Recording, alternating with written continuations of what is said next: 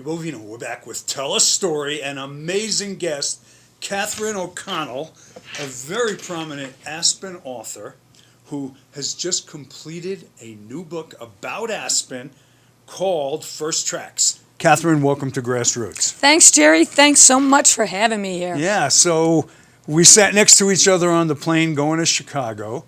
And tell us the story. How did we meet? Well, very serendipitous for me. However, we have met hiking a couple times, but just in passing. Years ago on Smuggler. That was like 20 years ago. Right. So I see you getting on the plane, and I hear that you're in exit row, and I know I'm in the exit row, and I'm thinking, well, am I sitting next to Jerry? And sure enough, there we were. And so I reminded you that we'd met, and I said, I'm a writer. I know you have your show. And you said, well, tell me a little bit about yourself, which I did. And you said, I think we might be able to do something on that show. Yeah, and it's actually, I love writing. I like to write myself, as you know, because I don't have any talents. I can't play a musical instrument. I can't do any art. But to me, as we might have discussed on the plane, when I write something, each word becomes the musical note that will describe my scene. And writing can be painful. When you sit down, you have an idea, but getting the words on paper takes work, doesn't it? Well, first, something you said just reminded me of the beauty of writing is that, unlike acting or what I'm doing right now, speaking with you, writing you have the luxury of time. So you sit in front of the keyboard, it used to be a typewriter, and you can find that perfect word and that perfect way to express yourself. So is it difficult? Sometimes it just flows and sometimes it doesn't. You know, just the same as talking to somebody, I suppose. But you know, it's interesting. When I write everything on my bicycle. I have my iPod on, and I write everything in my head. And then when I get to the computer, I sort of vomit it up. But it's already in there. Do you do that, or do you do you have an idea what you want to write before you start? Oh, have to have that, yes. But it can take a turn and go a completely different direction. But you have to have a starting point. And to your point about on the bicycle, my normal day is I know what I'm going to write. And then when I write books, so I write by chapter. So I have a pretty good layout of what the chapter is going to be. And then if I get stuck, I take a break and I hike and I just work in my head over and over again. And I come up with some amazing lines. And it used to be a problem because I had to keep saying the line to myself all the way home. He walked into the room and the bomb exploded. I kept saying it over and over. But now with cell phones, I just text myself. I stop and text myself. So you don't forget it. Sometimes I do that in the middle of the night when I get up with an idea. Oh, because you'll never remember what you think you won't. No. But here's an interesting thing. Like, you had some things in your book. So Catherine gave me her book, which is called Last Night Out, which has a fabulous premise, right, about tell us, the bachelorette party. Well, the Last Night Out takes place in 80s Chicago. And my protagonist, Maggie Trueheart, has a bachelorette party and drinks a little bit too much and wakes up with a stranger the next morning. And to further complicate things, one of the girls from the party has been murdered, and he's a suspect. So now she's got a big issue to solve or resolve, and that's what drives the plot. Who murdered Angie, and what was that guy doing there in the first place? Now, here's an interesting question that we're going to answer after the break. So that's why you all are going to stay through the break. You have some good sex in the book. It starts out, she winds up having an affair, I guess a one-night stand, with this guy she meets in a bar, even though she's about to get married. It's her bachelorette party. She's not at someone else's. And you have some good sex. And one of the things I'm going to ask you when we come back is there a difference, Catherine, between the way a woman would write about sex in a novel or a man would write about sex? Are there different angles that only a woman would know how to put on paper so that it's accurate, truthful, impressionable from both a man's and a woman's perspective? So we're going to hold that thought. We'll come back to that in a minute. So we want to give a quick shout out and an attaboy to, first of all, the Mayo Clinic that does a great job, better than people think. And I've been really impressed with the care they provide. And some of you know that before I had this better gig as a TV host, I was a retina surgeon for many years. And I want to give an extra attaboy to a wonderful retina specialist at the Mayo Clinic, Odette Houghton, who's at the Mayo Clinic in Scottsdale, Arizona. She has given her patients unbelievable care. She's a genius, and she provides compassionate, thoughtful care to every patient, and I've seen her in action, and if you had a really complex retina problem, it would be worth your while to get down to Scottsdale, Arizona to see Dr. Houghton at the Mayo Clinic. And so we also want to thank the Sandler family for their support of Grassroots Television and Bishop Plumbing, Heating, and Air Conditioning. So we'll see you in a minute. We're going to find out the story of how to write sex. We're coming right back.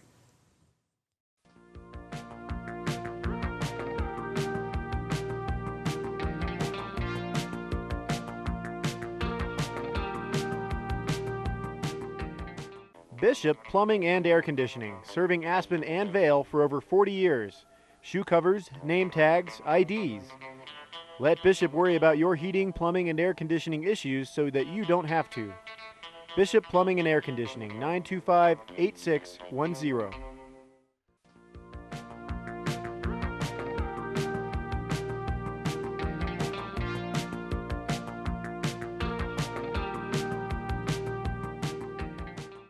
Jerry Bovino, we're back with Catherine O'Connell. Tell a story, an Aspen author who wrote not only Last Night Out about a girl who had a one-night stand at her own bachelorette party, great book, but now we have an Aspen-themed book, First Tracks. Catherine's been in the Aspen genre for a long time now. So tell me, in First Night Out, I was impressed when you see a woman write about sex. I'm always curious, is there something different that you see from that experience than how a man would write about it? I think women put a little more of the emotional into it, even though with her it was a one-night stand, but still it's just reaching in to the feelings, to their primal desire. And I think men are just, when they write, it's more about getting the act done. They don't spend a lot of time on what's the peripheral activities. Have you ever read Outlander? No. Oh my God. Or The Horse Whisperer. In fact, Horse Whisperer had one of the best sex scenes I've ever read. And Robert Redford totally destroyed it because he did the movie and just left it completely out. But yeah, and I think women use a little more imagination about the intimacy of the sex act. There's more of an emotional connection in the way you would write for a woman, because that's your perspective as a woman writer. Right, but it's still connected to the actual physical gratification, of course. But I think women write it from a different standpoint, obviously. Yeah, obviously, exactly. From a physically different standpoint. Because we are different. You know that book, Men are from Mars, Women are from Venus. I always say that has nothing to do with it. Women grow up, men don't. So there's a big difference there. I think, to add to that, women write sexier sex scenes. Oh, okay, that's interesting. They have a little more imagination, huh? Mm-hmm. I think so. Okay, so now let's get back to your history in Aspen. Tell us how you started here. What was, you come here, you're a ski bum, you're making pasta. Give us the story. First, I went to Boulder, like half of Chicago in the 80s, or 70s, excuse me. I graduated in 77, and my dream was to backpack Europe and to ski bum before I grew up. So I backpacked Europe the year after college, and then got in my little orange Volkswagen and drove out to Aspen in a snowstorm between two semis on, 70 across Nebraska. Oh, God, that's a long, flat drive. By myself. And I'm driving up the pass to the Eisenhower. There was no Johnson Bohr then. It was just the two. And I'm in first gear in an orange Volkswagen. It's 10 at night, and I'm thinking, well, there's no lower to go than this. Anyhow, I've lived to tell the story, but got a job as a maid in town at the Snowflake Lodge. As a maid at the Snowflake Lodge. At the Snowflake Lodge. And I always say being a maid was the best job I've ever had. You get up, you do it, you're done, you go skiing. You don't have to think about it, and you can't screw it up. So anyhow, we had a lot of fun. I made a lot of really good friends and stayed for 2 years instead of 1. Went back to Chicago, backpacked again, and then got a job working in bars. And my idea was always to 10 bar at night and write during the day. But I didn't have the discipline. 10 bar at night, I'd sleep half the day, and then... Did you know how to 10 bar from when you lived in Chicago? Well, I learned in a bar. You learned. Yeah. There's a whole thing. It's not that easy to really know how to work a bar. Well, then it was a little easier because we used to say, if the ingredients aren't in the name, you're not getting it. Scotch water, gin tonic, beer. You know, now you've got these special drinks. Corpse Reviver, right. So it was not terribly difficult. But some bartenders, and I watch this, I don't know anything about bars. I'm really not a drinker, so I never felt comfortable in a bar. Even when we belonged to the country club, you know, the people would be standing around the bar with their pants with the pink and green whales and stuff. And like, I just felt out of my element. But sometimes I'll watch a bartender. And the one that I use as the example is Scotty, who used to be the bartender at L'Osteria. And now he's over at Kenichi. Right, and he's a great bartender. He moves behind the bar, and I just used to watch him like a surgeon. He was like me in the operating room. Every move was orchestrated so that it was an economy and efficiency that was beautiful to watch. He's like a ballet dancer back there. You know what I'm talking about, yes, right? I do. Other people are like flumphering around. I managed a bar as well, and sometimes it would just be me and a doorman. And so I had to make drinks and keep an eye on the room because bars provoke a lot of fights. And you're just shocked at what happens. You think everybody's happy, and all of a sudden some accountant punches a lawyer because there's always a woman involved.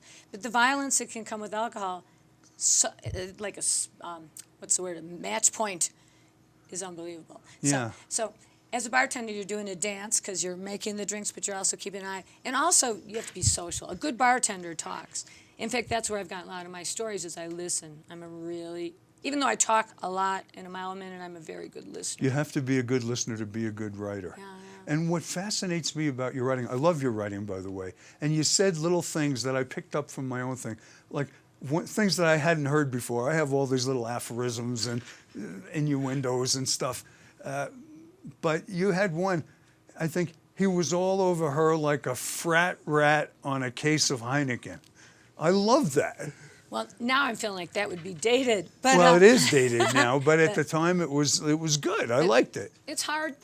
Now, this is a difficult thing, and I've learned to, when I want to have a clever line, and it's not coming to me, I just put a straight line, and I go on with the story. And those are things that I solve while hiking also. And you come back to it later when it hits you. Oh, my God.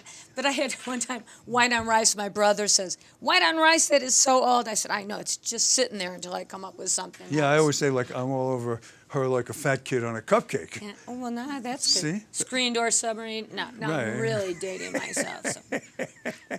Well, okay, so now you were here, you're doing all these odd jobs, you're bartending, and by the way, alcohol plays a huge role in your books. Drinking, is it a big activity in general, or is it something that's just sort of indigenous to your writing? Well, I'm Irish, so I Okay. confess that openly. In Last Night Out, of course, it plays a big role because she's in a bar, it's a bachelorette party. One of the characters was a former bartender who had a huge alcohol problem.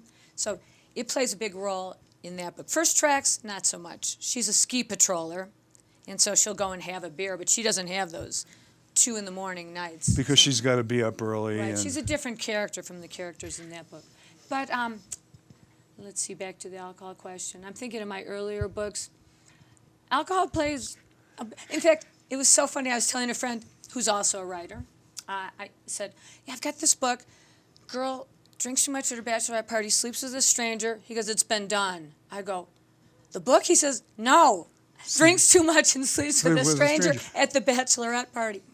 I'm sure it's been done. Believe me, if you could think of the most outrageous thing that you ever thought of in your life and said, oh, that's strange, no one ever had that thought, I guarantee you 100,000 other people have had that thought and 10,000 have done it. No, real life really exceeds writing. And so sometimes I have critics, not many, but say, well, no one ever would have done that. And I'm saying, I know the person. I just changed the name, okay? So, How important, it's another question that I had in my preparation to speak with you, which I was looking forward to the show because we had a great time sitting next to each other on the plane. Trading writers' stories. stories. Telling writing story. And how important is the name that you choose? In other words, when I write, sometimes if I want like a guy who's a football player, I'll call him like Buck Bellows or something because he's a middle linebacker. But how important are the names, and then how do you choose them? So names are very important, and I make a point, though, of not making names that are similar to others. Drives me crazy in Shakespeare when you've got, John and Jay, and they're all the same first letter, and when you're reading a complex plot and you're trying to remember which is which. So I intentionally make sure my names are not similar. And then they have to be from the era. For example, the gal who's Kelly in The Last Night Out, I was writing her as Caitlin, and I thought people weren't really called Caitlin in those days. No, now it's all over the place. Yeah, now it's Caitlin, Madison. And there were the years of Jennifer, right, and the years of January, and the years of Jennifer. So that, to me, is important. And then I try to get a little bit of an ethnic mix. And I want names that aren't way out of the ordinary in these books. And, well, Maggie Trueheart, it's like, I like that name because it's like it says something. Trueheart. Right. But how important was that when you chose that name? Explain that was it. chosen very carefully because Trueheart, and that's her infidelity, yet she's Trueheart. So I chose that. And I have a friend who has that last name, and I called her. I said, do you mind if I use your last name? And she said, no, not at all. Because I was going between that and some friends, or relatives actually, on the other side of the family who are not Loveless, no, I've forgotten. But anyhow, it was close, and I was trying to decide which name to use. But I picked Trueheart, and then she's Margaret Mary, because she's Catholic, and that was very, very much a Catholic name then. But her name is Maggie, because that's the nickname. But Trueheart was very carefully chosen. So, Catherine, it's axiomatic that most authors use some autobiographical material in their first novel, okay, because they don't have to do a lot of research. So their story, they put some new names on it, put a wrinkle in there, and then it becomes a novel. Explain whether you think that's a valid observation and whether that was valid with you. It's very valid. And I speak to authors, or to fledgling authors, to aspiring writers, and I say, get the autobiography out of the way because nobody really cares, and then go on and write another book. But now I'm going to give you a secret, is that this book, The Last Night Out, was the first novel I ever wrote.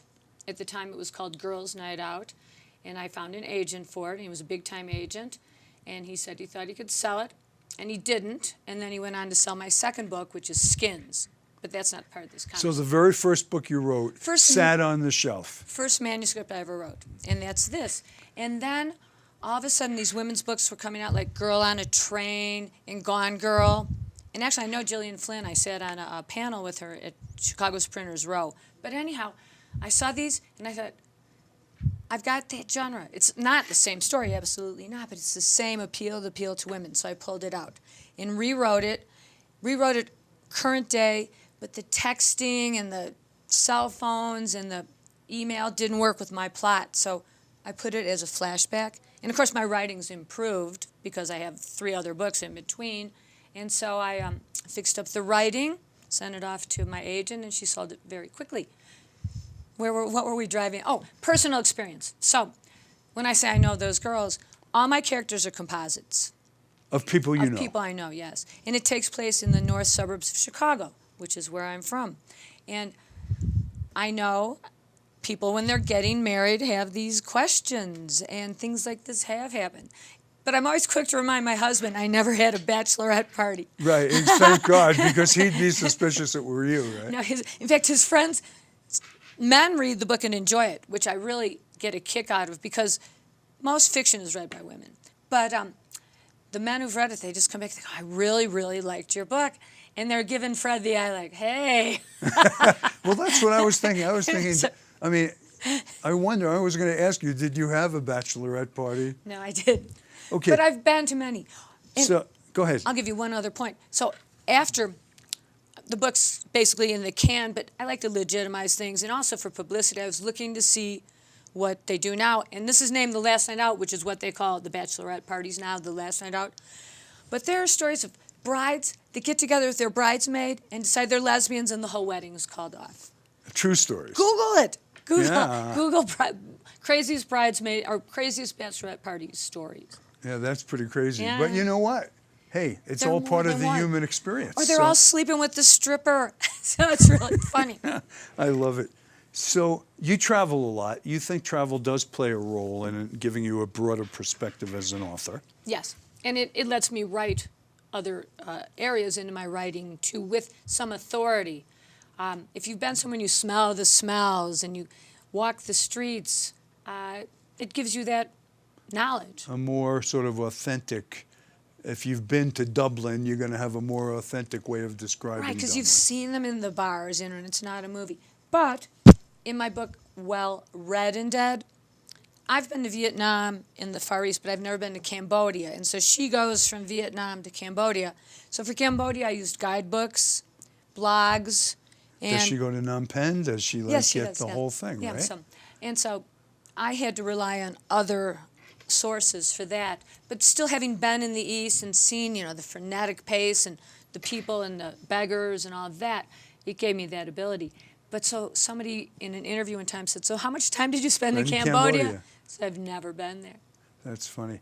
So I'm fascinated by the fact that you just said, it wasn't planned into my patter today, but you just said, I've written 3 books and I've gotten better at it. Why do you think you were able to improve what you were doing in the beginning? What did you learn that you could share with the other authors out there who want to know what makes them better? Writing. It's the truth. Just like if you play tennis, you become a better tennis player. If you play the piano, you become a better piano player. It's the brain. Whatever those synapses are, they just connect. The words come to me so much more quickly now. When I first wrote Girls' Night Out, which was the mother of the last The night out. predecessor Yeah. of... So I would write, hello, she said. Hi, how are you, he said. But people don't talk like that. Well, and you do said. And then I started coming with not intoned, but I would come up with other words. And then there were times where you just left any description out at all and used scenery. And so now my brain works that way much better. And also I cut all the stuff that, as Leonard Elmore would say, people skip over. They said to him, how did you become such a popular writer? He says, because I leave out the stuff everybody skips. So if you say hello, you can just say hello, the smoke filled the room, Right. rather than... They saw, they greeted each other. That's a little stilted, but walked in and he nodded. It's not, hi, my name is so-and-so. Oh, well, my name is so-and-so. Yeah. They introduced themselves and got on with it. Just their ways, shortcuts, and some people don't use them and some people do, but it just things started coming to me faster that I can be more plot and not the peripheral normal conversations. So we can cut to the conversations that are critical without me putting people to sleep. Right, you don't want to put them to sleep. You want them to stay engaged. Turn that And page. a page turner. Yes, yeah. So, okay, let's talk about telling a story. You have the story in your head. There are 2 theories of writing a book. It's like, my joke is there are 2 theories about understanding a woman. Unfortunately, neither one works. Works, yeah. Okay, but there are 2 theories about writing a book. The first is you just sit down and you start writing and the other one is to have a very structured outline because you're telling a complex tale and the words and the paragraphs are a cloth that you're weaving into this complicated story. Which do you use and why do you think that's better? Well, the first thing I'm going to say is there's no boilerplate for writing a book. And I used to moderate the writers group here in Aspen, and I sometimes get these wealthy guys who came in and they say, I want to write a book and I want to make a lot of money. And so what do I do? And I Good said, luck. Yeah. And I Yeah. said, first of all, it's hard for great writers to make a lot of money, so retired businessmen. But anyhow, I just had to put that in. There's no boilerplate, and each author has a different system. Ann Patchett knows her book from beginning to end, writes once, a little bit of rewrite, and she's done. I've sat in on so many writers' conferences. I forget his name. He outlines a 125-page outline.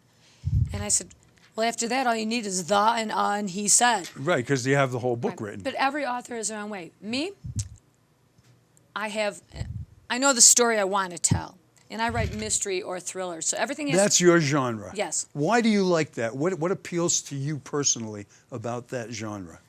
it came out on my first book. To your point, people say, oh, I'll sit down and write a book. And that's what I was doing. I was writing a book about a girl getting married, which is where I was in my life. And all of a sudden, this plot came to me. And I thought, whoa, this is more exciting than, just then she gets married and whatever happens. And so when the plot came to me, then I knew what the end was already. So I had to write the story and make it match the end. And that's what's tricky with mystery. But instead of getting all bogged down, I just write it. If it's bad, I write it. You don't outline it. I'll outline the next day's chapter, because then that gives me something to get up and do, really, because the hardest thing, I would rather clean the bathroom with a toothbrush. I'd rather clean the toilet with a toothbrush than go and sit at my computer in the morning.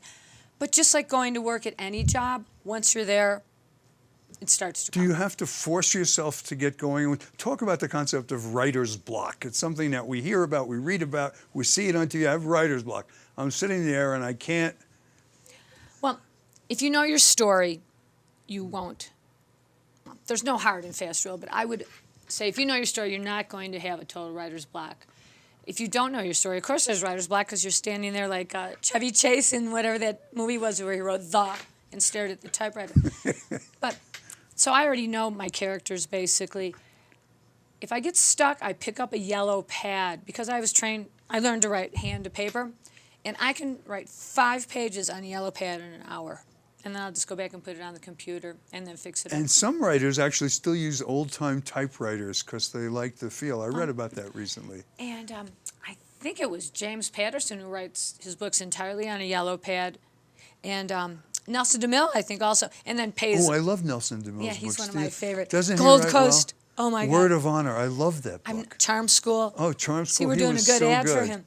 But I just laugh my head off when I read. But I think it was him that he writes on a yellow pad and then he gives it to an Do assistant. you who learn types it. things when you look at it, when you read another writer's books? Do you say, "Oh, that's pretty clever"? That kind of foreshadowing, I hadn't.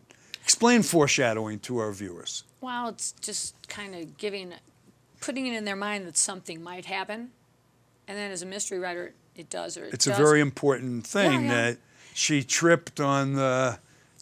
Or something moved. There was a book in the corner that wasn't there earlier, and then you go. But people talk about writing as being 3 scenes. I don't even bother with that. I just tell the story. I do things, and I don't even realize I've done them. I wrote with one book, Skins, and my editor says, I loved how you picked animal names. Like the girl was named Bunny, and that was not conscious at all. Now, maybe it was subconscious, subliminal, I don't know. But then I looked back, and I did have all these animal names for people.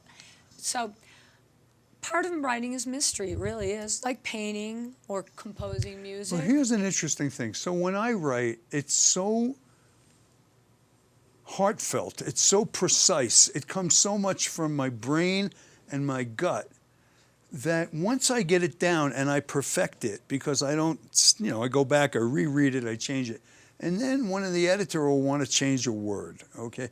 And it drives me up a wall because that word was chosen for a specific reason. And for me, it's like someone saying to Leonardo da Vinci, the smile's not right on the Mona Lisa. Change it. It's a bad smile. It's like, that's the smile he wanted. How do you respond when people criticize your choice of plot, of words, of characters? I'm just happy to be published, and so I generally go with what they say. I really do, because... And give me an example of something where they'd say something that... I'm sure this has happened. I'm sure things are stuck in your mind where it annoyed you. Well, on Bred and Dead, I wrote a book. It's a mystery, which I told you is based on a real-life story in Chicago. But anyhow,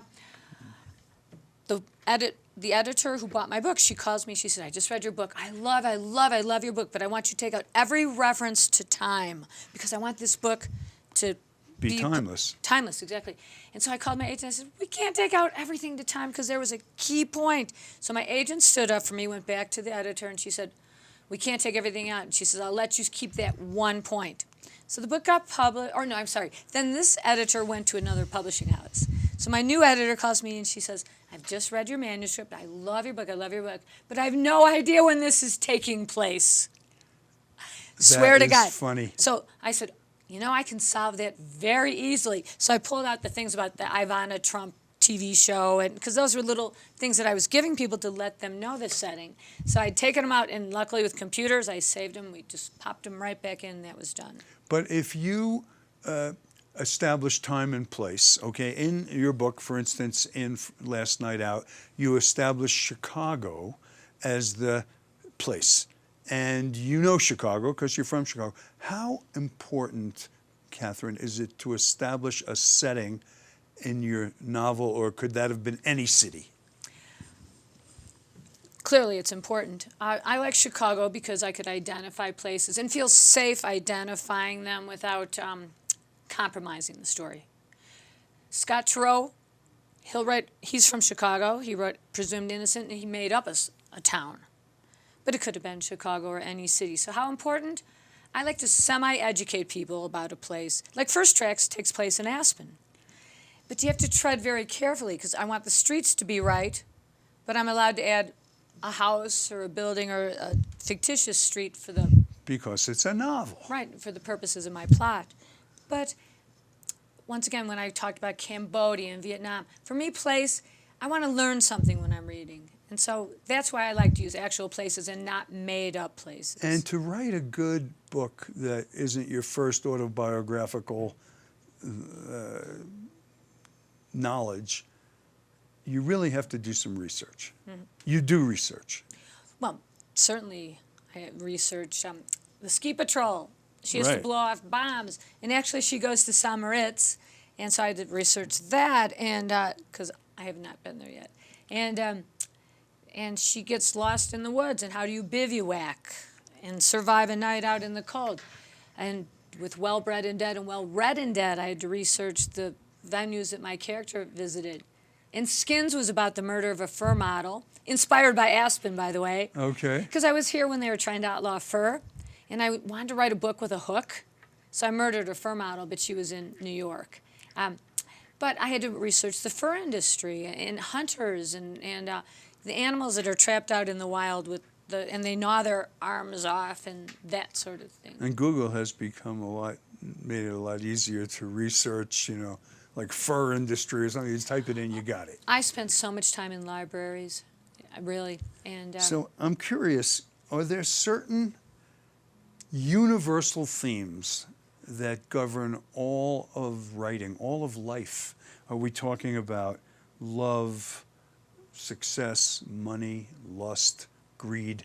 What are the themes that you think are incorporated in every book? Read the Iliad. Read the Iliad. Tell us about the Iliad, because a lot of our viewers may not know about the Iliad, so tell us. I would call it essentially our first book in Western civilization by Homer, and he recounted the story of the Trojan War, which was, give or take, I think 1100 BC. But it wasn't published, it was carried word of mouth, I believe, around 800 BC as they attribute it. But the story of the war, it's the Greeks and the Trojans, Helen of Troy. They're going to recover Helen of Troy, but the theme is war, envy, love, lust. I said envy, but I'll say it again. Jealousy. Jealousy drives everything. Jealousy is very powerful, isn't it? Why is jealousy, do you think, such a powerful emotion? I think it must be something in the DNA. Maybe caveman related. I don't know. It's hard to bury. It's just, envy is hard to bury.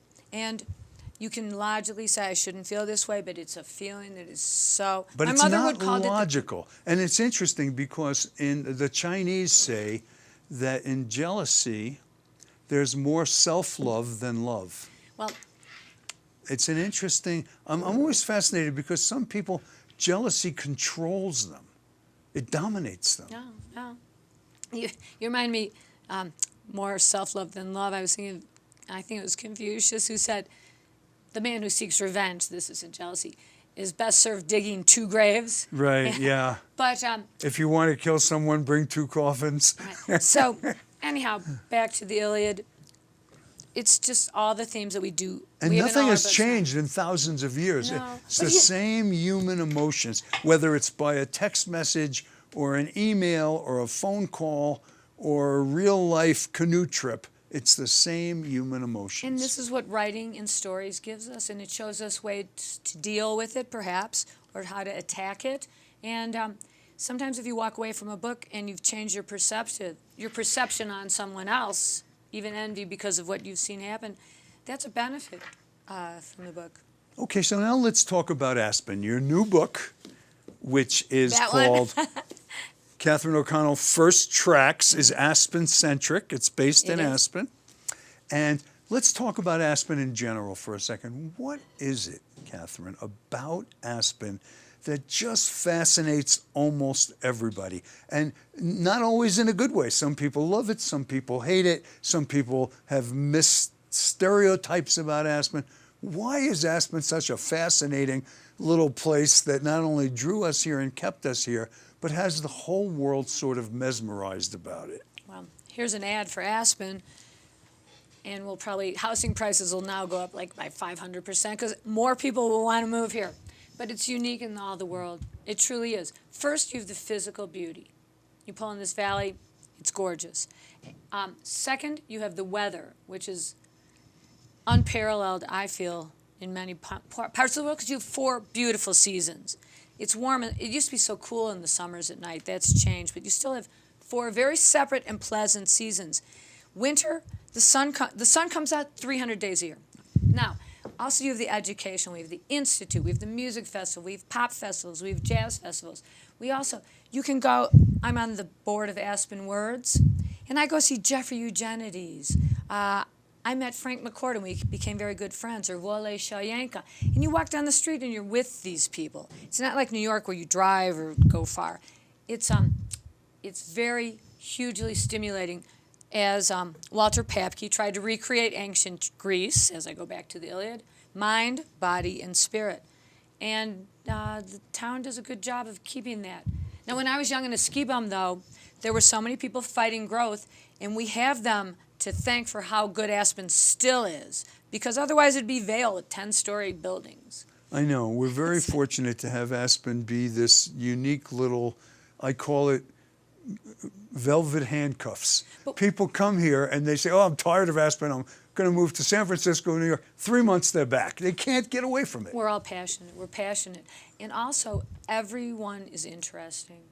That's the key point. It's not, but there's a common stereotype that everybody in Aspen is like the richest person on earth. They're not. But the guy you're hiking with has climbed Everest. Or he sailed around the world with one hand tied behind his back solo in world record time. I mean, the people here do stuff. Well, my husband's favorite book, The Passions of the Western Mind, he was turned on to that by a taxi driver in 1988 who said, he was talking about books with the driver, because everyone's educated in one thing or another. I'm not saying necessary school, but everyone has something to tell you. And so here's the taxi driver teaching Fred what he should be reading. I got a better one than that. 20 years ago, I'm taking a taxi, high mountain taxi, down to the airport, and it's 6 o'clock in the morning, and the sun is just hitting the tips of the bells, and I started talking to the taxi driver about alpenglow, and he says to me, well, I have a PhD in English, and did you know that Shakespeare mentions alpenglow 48 times in his sonnets? I mean, this is the Aspen taxi driver. You couldn't make that up. So we've just summarized, basically, the great appeal of Aspen. And so now how do we fit that appeal, into a book like First Tracks? And how do we keep, this is something that fascinates me because it's easy to stereotype Aspen. How do we keep it from being a stereotype? Not everybody here is a billionaire with a G550, and not everybody is a poor ski bum. There are people in between. How do we keep that from being a stereotype and being real? Well, I'm just going to backtrack a little bit on you, because my publisher for The Last Night Out loved my book, and they said, can you come up with a series that nobody's doing? And I've always wanted to write a one-off that takes place in Aspen, but I said, sure. How about a ski patrol woman as a protagonist? And they loved that. And I like the name, by the way. Tell us the name, because... Well, okay, so Greta Westerland. Greta is named after the daughter of a ski patrol friend of mine. And Westerland was the name of my Swedish roommate when I was a ski bum here in 1979. I like that Westerland. It sounds Yes. somehow, Well, it's poetic. And Sweden plays prominently in the book. So that's how this book came to be. Aspen, the book is really driven by Greta Westerland and her activities. She's the protagonist. Right, and so in this book, there's an avalanche. She's caught in an avalanche, and her best friend, ski buddy, a bond trader, Warren McCarthy, is dead. And they were in very, very dangerous terrain, high, avalanche-prone, just outside Ruthie's. It's called Orfids. You know, that aspect that catches the western sun. Yes. And so she wakes up in the hospital. This is the first chapter, so I'm not giving anything away. And when she learns about this, she cannot figure out what she was doing there. So that drives Because that was a dangerous place where she normally wouldn't have been. absolutely no reason the two of them would have been skiing there under the conditions. And so that's what drives the mystery of this book. There are other things, to include Ted Bundy, but I'm not going to give too much away. But the point is, the book takes place in Aspen. It is not about Do you set Aspen. the time? Is it? Yeah, it's present day. Present day. I don't use it, but I make references, a little bit political, climate change, but I don't name anybody. So Aspen, as we've discussed, is a very unique place. So I get to use events that she attends and famous people being here, and the beauty and the sports. But I don't name restaurants. I'll say, oh, they went to the sushi place and had sushi. So Right. because I don't want to get that picky. Would But the I- restaurants, here's an interesting question. Let's say the Caribou Club, where Well, many of us, would the restaurants like it if you named it, or would you have to get special permission and a copyright infringement, or? You don't need permission, but I don't want to advertise for one guy and not the other. Okay, really. all right. But so but my ski patroller, this you learn early, she aspires to climb Everest, so you have to save money. So she works one night a week at the Bugaboo as a coat check girl. Okay. And she's putting those hundreds, in her pocket as they're tipping her for the raccoon coats. It's interesting because I once did a show with coat check girls. The whole show was coat check girls. They're probably the richest people in town. Well, here's the story. So I asked That and the dry cleaner. them, and they were the coat check girls at like Aquilina. It wasn't Aquilina. It was probably Farfalla then, or one of those old restaurants. And I said, tell us the stories about being. I mean, they have fascinating stories. They're standing behind there in this cramped little thing. You can write a coat check girl into your next novel. And Well, I she said, is in this. I said, what's the biggest tip you've ever got for one coat? And they all said, well, $100 isn't that uncommon for one coat, okay? And I said, wow, that's a lot of money. And there's usually a backstory where it's some older man who's with his wife, and he'll hand her the $100 bill with his business card and say, call me. Because the essence of a coat check girl is she's young and beautiful. She's usually 22 years old, and she's beautiful and tall, has legs that go to the throat, the whole thing. And so then I said, well, what do you do? They say, well, I keep the 100 and throw out the business Card, card. Yeah, but that's a common occurrence. Well, everybody works for money, right? I know. What's the worst thing? Now, we're going to get some young authors who are going to want to watch this, who are going to want to be a real author like you. And a real author isn't someone who just had one book. You have like 10 books. So that's impressive because you actually have a body of work, an oeuvre, as we would say. What would you recommend to a young person watching this show who wants to be an author? What's the smartest thing they can do, and what's the worst mistake they can make, Catherine? Well, the smartest thing they can do is write the book and finish it without quitting your day job. That's the smartest thing you can do. And then you have to look for an agent. You have to find an agent. A literary agent. Yes, you have to have. The days of over the not threshold. What's the thing? You know what I'm talking about? No. It just over the transom. The days of over the transom okay. are gone. They used to, pop a manuscript. Little nautical technology. Right. You have to have an agent. And so the most important thing to do is to finish the book and to finish it as close to perfection as you can get. Because I can't tell you how many writers I've counseled who say, oh, here's my book, and I read it, and I say, this is a good idea, but it needs a lot of work. Oh, they'll just understand it, and we can fix it up together. No, that does not work. So if you have the genius, perfect it.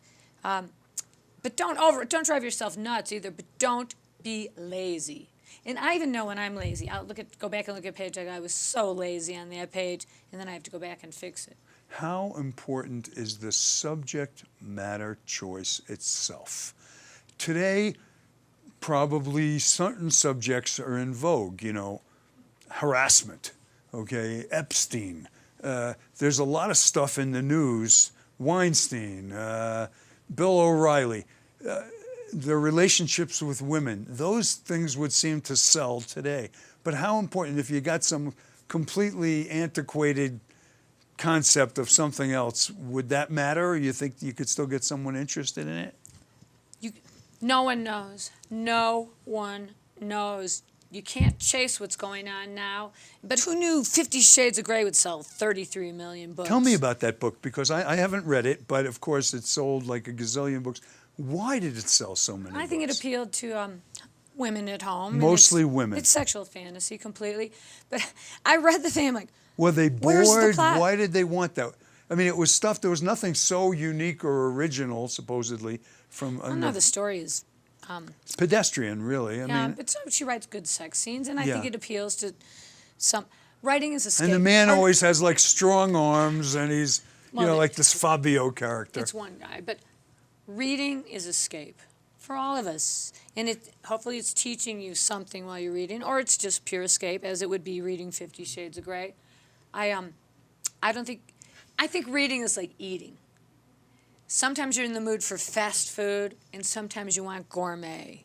So you're going to read Tolstoy, or you're going to read a James Patterson novel, which I respect and appreciate him a lot, but they're far more simple. So taking that back around, as an author, you can't chase a trend. You can't chase a trend. You have to write your own story, whatever it is, whether it's about China in the 1300s or it's about living in Seattle and being in the tech industry.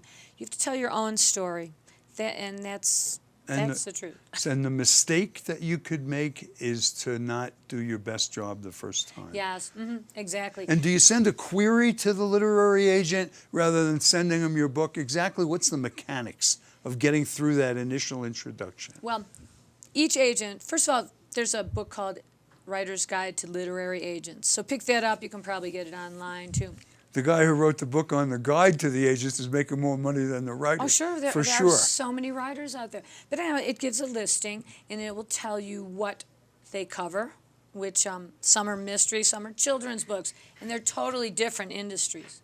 So find agents that you think would carry your book, or go in the library, better yet, and look. If you wrote a mystery, start looking in acknowledgments from mysteries and see who their agent is. And then write a very personal letter to that agent. And we all use the computer for, mass producing, but I see that you were the agent for the Da Vinci Code, and I've written a book about Italy at the same time, and I think we could have a relationship. So that's how I say personalize Tie it. him to your story. Right. Or or her. Small agency. Hi, I've written a book, and I see you have a very small agency, and I would love the personal management of a small agency, because then they know you're not just mass producing the same letter to every single agent. Do agents produce fiction and nonfiction, or do they specialize in one or the other? No, they specialize. Some do both. But the point with agents is they know the editors, and they take the editors to lunch, and they say, I have this book you want to read, and then the editors read it, and 9 times out of 10 it bounces back, and every once in a while you have a match. And how about the concept of your books being ultimately transformed into a movie? Does that excite you? Has it ever happened? Have you had a proposal about that? And what do you think are the factors that make a book appealing to a screenplay?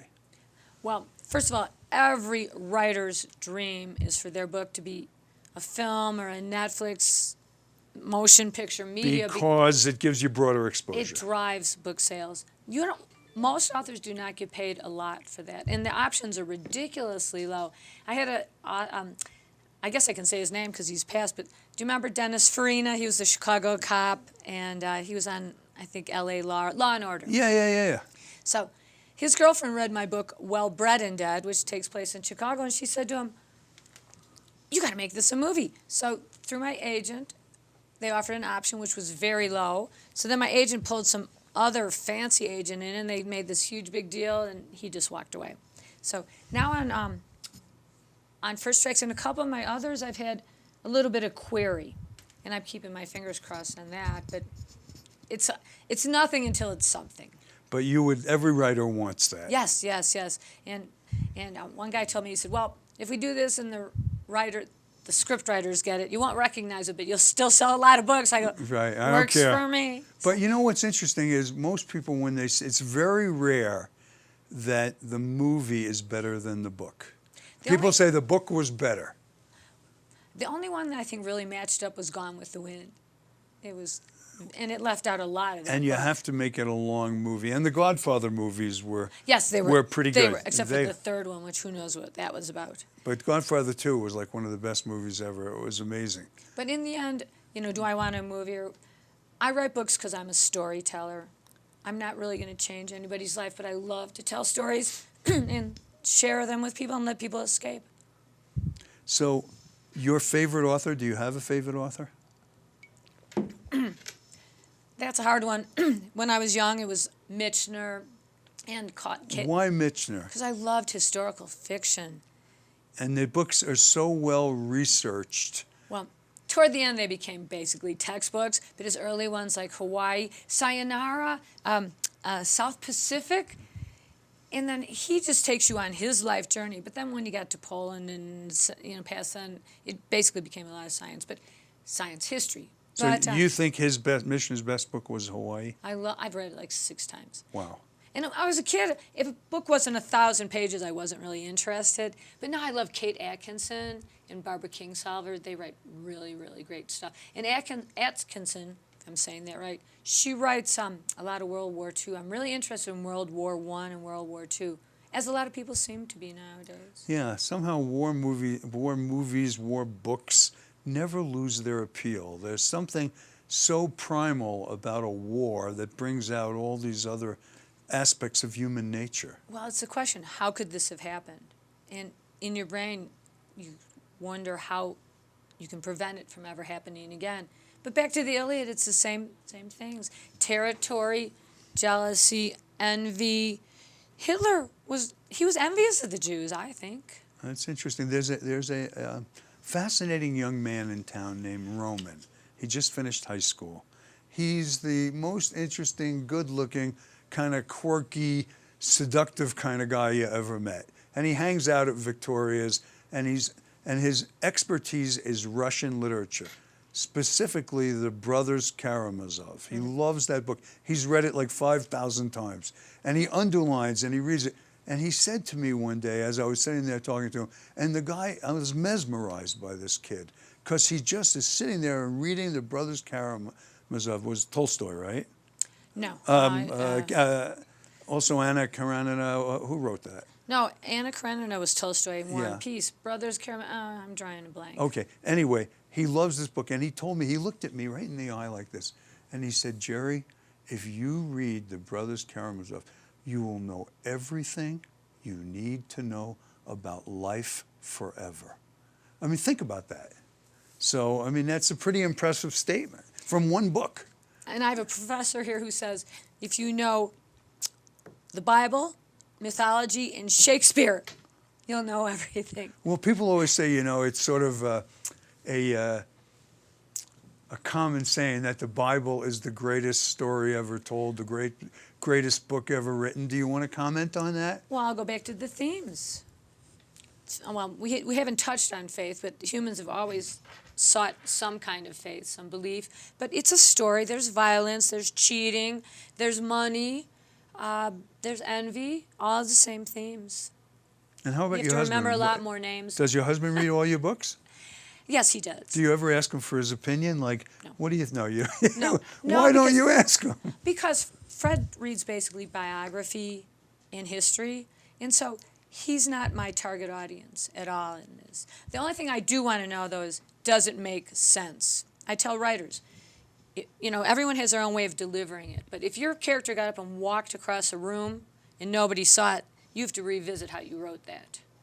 They might not like, people might not like you know, when you're in a writer's group, they might not like that the character had black hair or tripped or whatever. But if they didn't see what happened, that's what you have to fix. There are a lot of talented writers in Aspen. That's why we have Aspen Word. I'm going to give Scott Lasser a shout out. Scott's a great guy, I like great Scott. writer, He's good very friend. smart. He's handsome. He's charming, and I really like him. He's super guy. Yeah. Super. So, okay, now to tie this all together, what would you have done if you weren't a writer? I would be a writer. Oh, okay. Well, that's the best answer. Because I did all these odd jobs. I've done just about everything you can do. I've always been self-supporting, always, since the day I graduated college. But I did all these odd jobs. I've collected experiences. And then finally I got a real job as a sales rep. And I was miserable. And I did it well, and they kept promoting me. And I was, to use our word, freaking out because I wanted them to fire me and let me go. And I felt so bad because they trained me and they spent all this money. But when I quit, I realized that if I had to be the coat check girl and write, that's what I was going to do. I have 5 published, and I have 5 in a drawer. It's a beautiful thing. Yeah. Well, so I want you to try to get some of Catherine's books. She writes great. It's terrific stuff. So the one that I read is The Last Night Out, about the girl who has an affair at her own bachelorette party. And we won't tell you what happens. And the new one, which is Aspen-centric, Catherine O'Connell, First Tracks, the ski instructor, Westerland. What's her first name? Greta. Greta Westerland gets caught in an avalanche, and then it all snowballs from there. It's great to have Catherine on the show. Say hello to her if you see her in town. Be sure to get the books, and we will see you next week.